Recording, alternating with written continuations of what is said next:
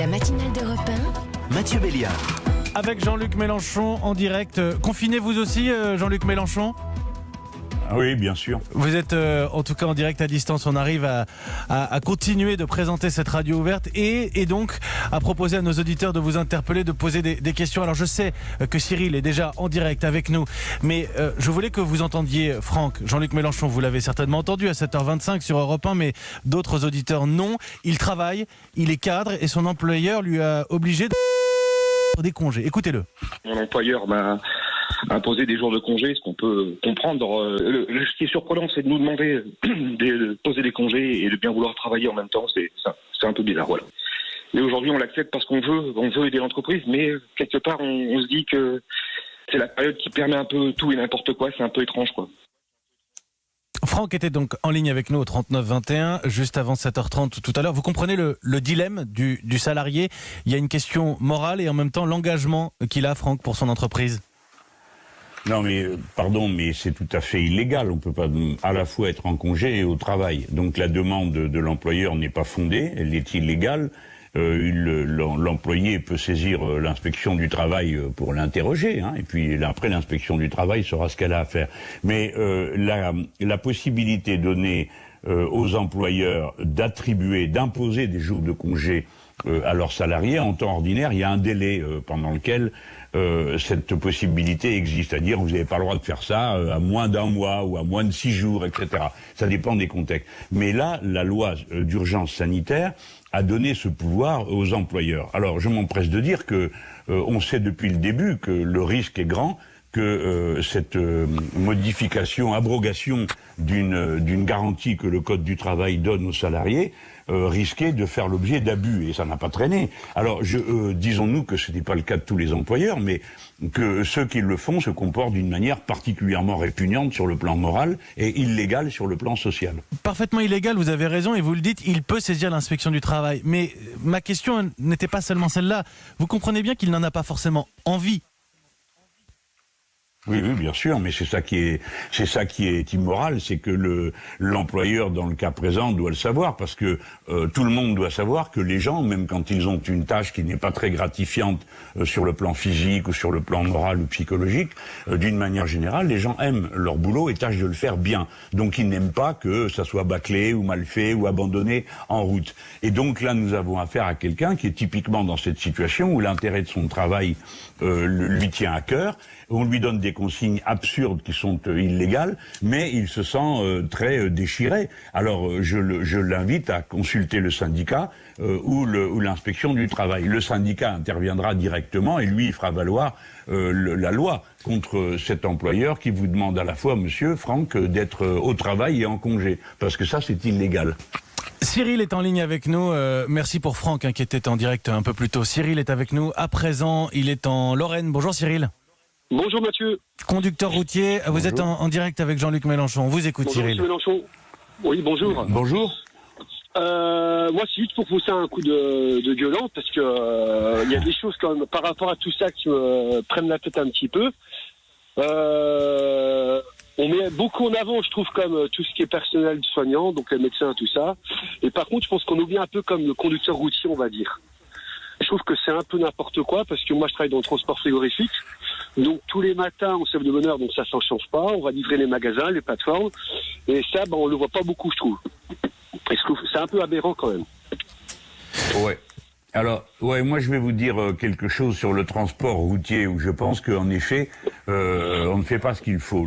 Il y a dans notre pays 1 million de contrats de travailleurs détachés, c'est-à-dire de gens qui viennent du reste de l'Europe, qui rentrent en France avec leurs camions et qui sont autorisés à y faire du cabotage. Ce qu'on appelle du cabotage, c'est aller d'une ville à l'autre, faire des livraisons. Bon, et moi je suis absolument opposé à ça. Je pense que le cabotage doit être le fait des entreprises françaises, c'est-à-dire que, si je comprends bien, c'est votre cas, quand vous vous levez pour partir avec le camion frigo, en effet, ça doit être réservé, et les transports de marchandises qui traversent le pays doivent être mis sur des trains, parce que nous avons la capacité de faire descendre tout ce qui arrive de la frontière belge jusqu'à la frontière espagnole, pratiquement tout le long en train, et du peu qui reste, on pourrait le confier à une entreprise française. Voilà, donc il faut que on prenne des précautions pour que le transport routier ne soit pas un vecteur d'aggravation de la contamination. Donc stop, on arrête tout de suite tous les contrats de travail détachés et le travail doit être pris en charge de cabotage par les entreprises françaises. Quant à vous, je sais que le boulot est particulièrement compliqué parce que, bon, la partie conduite, bon, on est isolé dans la cabine, mais après il faut descendre de la cabine, discuter et puis des fois... le chauffeur, des fois, mais souvent, donne le coup de main pour charger et décharger. Et oui, bien souvent, charger et décharger, ça fait partie même des activités de ces conducteurs routiers. Oui, pas toujours. Des fois, c'est le lieu même qui fait la décharge, parce que, bon, peu importe, hein, c'est trop, à la fin, ça devient trop du détail. Mais c'est pour dire, c'est compliqué de faire ce boulot qui est assez physique, avec un masque sur la figure. Il faut donc bien dire à tout le monde de le respecter.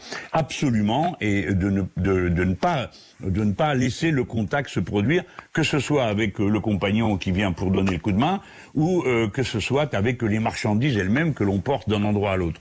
Et enfin, j'estime qu'il faut que tout le long des grands axes du pays, des dispositions soient prises pour que les camionneurs puissent avoir accès à des lieux où se laver, et où se nourrir. On ne peut pas demander à des gens comme ça de faire des fois... Là, on était sur du cabotage, c'est beaucoup plus court. Mais quand il s'agit de distances un peu plus longues, on ne peut pas dire ils ont qu'à se débrouiller pour trouver où manger et où se laver, parce que ce n'est pas une bonne idée. Là encore, c'est la planification de l'activité qui permet d'organiser tout ça. Donc on organise. La planification, il ne faut pas avoir peur du mot. Hein. Ça peut s'appeler gestion prévisionnelle, ça s'appelle comme vous voulez. Mais ça veut dire organiser et le faire dans des conditions où tout le monde sait à quoi s'en tenir et pas seulement certains et pas d'autres. Merci Cyril de votre question en direct, de votre témoignage avec Jean-Luc Mélenchon. Une question en ligne sur le hashtag Radio Ouverte avec Olivier. Alors moi je vous la pose d'une manière générale sur ce qu'on appelle le tracking. Olivier est plus précis pour la sortie du confinement. Pourquoi le traçage numérique ne serait-il pas le même dans tous les pays européens étant donné que nous sommes interconnectés ? Alors, ça, c'est vraiment la bonne question, parce qu'elle est double.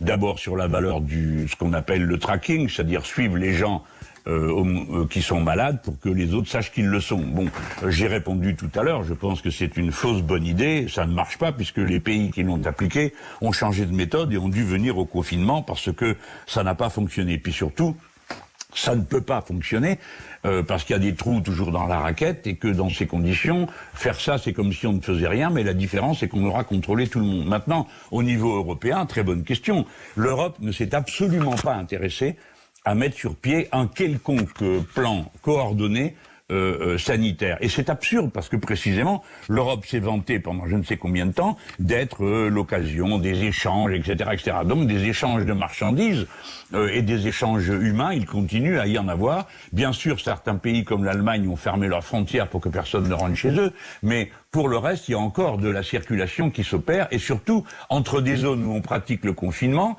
des zones où on ne le pratique pas, des endroits où il y a beaucoup de malades, des endroits où il y en a moins. Tout ça, c'est la pagaille.